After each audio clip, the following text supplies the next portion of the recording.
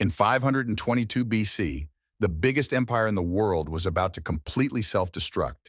Its king was dead from a mysterious wound, a total imposter was sitting on the throne, and the entire kingdom, stretching from Libya to India, was exploding into chaos. The dream of a united world was literally about to shatter into a million pieces. But out of this total mess, one guy would rise up to not only save the empire, but to turn it into a mega empire that would dominate the world for 200 years. This is a man who commanded armies on 3 continents, carved his life story into a literal mountain, and created a government system so good that people copied it for thousands of years. But here's the crazy part. His rise to power is full of conspiracies, assassinations, and maybe even a divine cheat code. So was Darius a hero who saved the world, or the biggest fraud in history who pulled off the ultimate heist? This is the complete, insane story of Darius the Great. How are you, friends? I am Czar. We uncover the truth from our history. If you are passionate about it, have a look at our series of French, Byzantine, and Persian empires in playlist. We love your support in improving our service by subscribing, sharing, liking, and leaving special comments to keep us going and serve you better.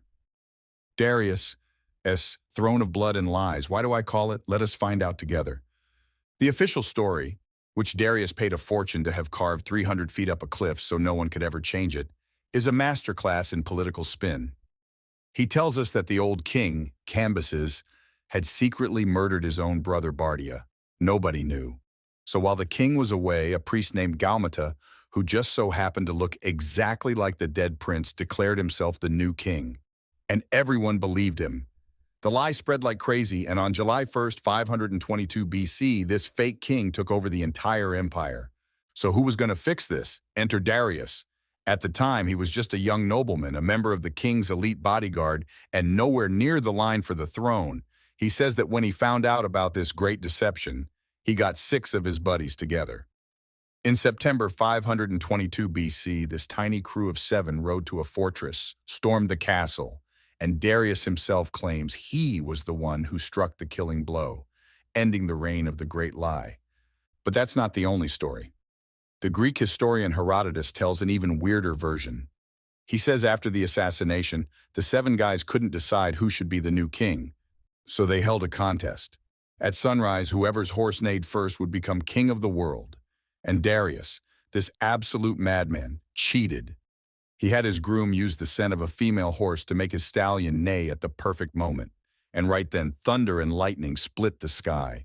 The other guys immediately bowed down and hailed Darius as king chosen by the gods. He literally hacked his way to the throne. However, modern historians have a much darker theory. What if the guy Darius killed wasn't an imposter at all? What if he was the real Bardia, the true son of Cyrus the Great? In this version, Darius wasn't a hero. He was a ruthless killer who invented the entire imposter story to justify his coup.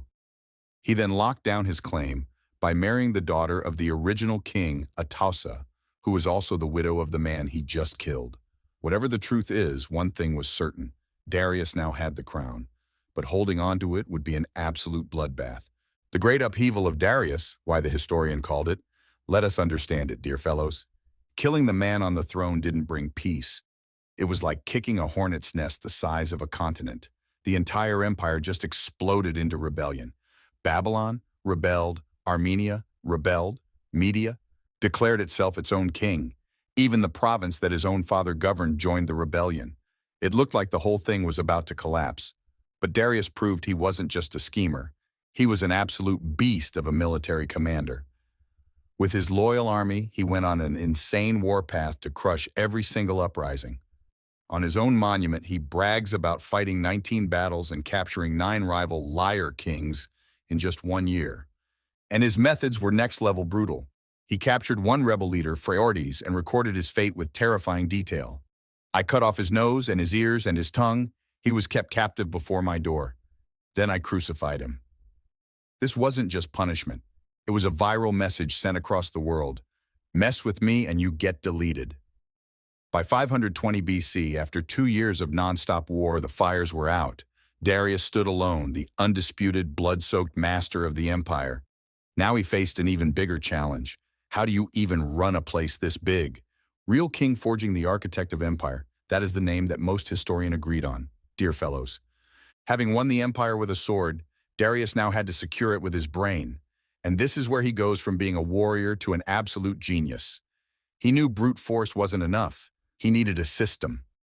First, he split the massive empire into 20 provinces called satrapies, each run by a governor he handpicked. But Darius knew governors could get greedy, so he installed the ultimate cheat code. The military commander and the chief financial officer in each province didn't report to the governor. They reported directly to Darius. On top of that, he created a network of secret agents called the King's Eyes and Ears, who would show up unannounced to spy on the governors and report any corruption straight to the top.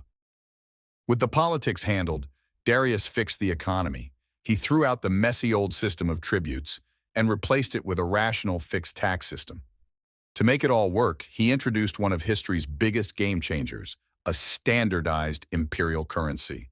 The gold Daric and silver siglos became the world's first reliable international currencies, supercharging trade and allowing him to measure his wealth like never before. To tie this all together, he built insane infrastructure projects. The most famous was the Royal Road, a 700-mile-long superhighway. With fresh horses waiting at 111 postal stations, a royal message that used to take 3 months could now cross the entire empire in just 7 to 9 days. That's faster than Amazon Prime.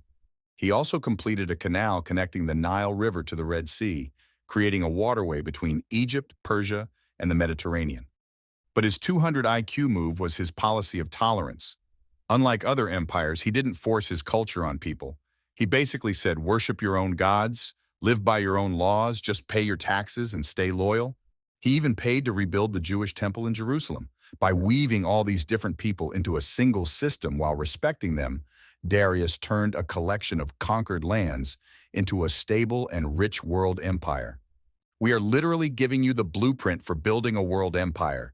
If you're enjoying this, smash that subscribe button so we can keep making these insane videos. The title of conqueror was awarded to Darius by the public. Let us understand it. With the empire peaceful and organized, Darius was ready for his next challenge, making the empire even bigger. Around 516 BC, he marched his armies east and conquered the Indus Valley in modern-day Pakistan. Boom! A whole new super-rich province paying taxes to the empire. His next campaign was way crazier and more dangerous. Around 513 BC, he decided to attack the Scythians, insane horse warriors who roamed the plains north of the Black Sea. He built a gigantic army, crossed into Europe for the first time in Persian history, and pushed deep into modern-day Ukraine. But the Scythians were too smart. They refused to fight, instead just retreated deeper and deeper, burning everything behind them. With his supply lines about to collapse, Darius had to call it quits and go home. It was a massive fail and showed that even he had his limits. But his greatest challenge came from the Greeks. The Greek cities in Ionia, which were part of his empire, erupted in a massive rebellion in 499 BC, with Athens on the Greek mainland providing support. It took 6 years of brutal fighting, but the revolt was finally crushed. For Darius, though, it wasn't over. He was so furious with Athens for interfering that he famously ordered a servant to tell him 3 times at every dinner, "Master, remember the Athenians." In 490 BC, he launched a massive sea invasion to get his revenge. He sent about 25,000 soldiers who landed on a beach called Marathon, just 26 miles from Athens. There, a tiny Athenian army of only 10,000 men was waiting. It should have been an easy win for Persia. But the Athenians charged. Against all odds, the Greeks pulled off a crazy flanking maneuver, enveloped the best Persian troops, and completely crushed them. The Persian army panicked and ran for their ships. The final score? The Persians lost over 6,400 men. The Athenians lost only 192. The Battle of Marathon was a humiliating defeat for Persia and a stunning blow to Darius's power. While he was out conquering, Darius was also one of the greatest builders in history, creating a whole new imperial style. He made the city of Susa his capital and launched a huge building project, bringing in materials from every corner of the world: cedar from Lebanon, gold from Bactria, ivory from Ethiopia, making his palace a symbol of his united empire. But his ultimate masterpiece was the new capital he founded, Persepolis. Starting around 518 BC, he built a colossal terrace for a breathtaking complex of palaces. The grand stairways are covered with incredible carvings showing people from every nation in the empire, Ethiopians, Indians, Libyans, all bringing gifts to him. It was literally propaganda carved in stone, a stunning visual of his dream, a world of nations united under his throne. His final and most personal monument was the one he started with, the insane carving at Behistun.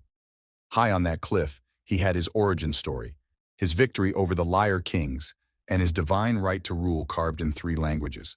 Above the text is a giant relief of Darius with his foot planted on the chest of the defeated impostor, with 9 other rebel leaders tied up before him. It's the ultimate "don't mess with me" poster, meant to last forever. The defeat at Marathon was a massive blow to Darius's pride, and he immediately started planning a new, even bigger invasion of Greece that he would lead himself. But he would never get his revenge. In 486 BC, as he was preparing his armies, a revolt broke out in Egypt. The strain of it all was too much for his health. Soon after, at the age of 64, and after an incredible 36-year reign, Darius the Great died. He left the job of punishing the Greeks to his son and heir Xerxes. So what's the legacy of Darius? Sure, he was a conqueror who expanded the Persian Empire to its absolute biggest. But his real genius wasn't just conquering, it was organization. He was the true architect of the empire, the guy who took the land and actually made the whole thing work. His satrapy system, his standardized currency, his royal road, and his policy of tolerance were the innovations that became a blueprint for future empires, from Alexander the Great to the Romans. We may never know for sure if he was a righteous hero or a brilliant usurper, but when you look at the monumental legacy he left behind, the ruins of Persepolis, the words carved at Behistun, the very idea of a multi-ethnic world empire, one thing is clear. Whether by the grace of his god or by the clever trick with his horse, Darius wasn't just a king of kings. He was one of the most brilliant and important rulers in all of history. Let us meet in the next episode. I am Czar. I hope you have learned something about history from this video. Your love means us. Kindly subscribe, like, share, and comment to support us in continuing to go. Thank you.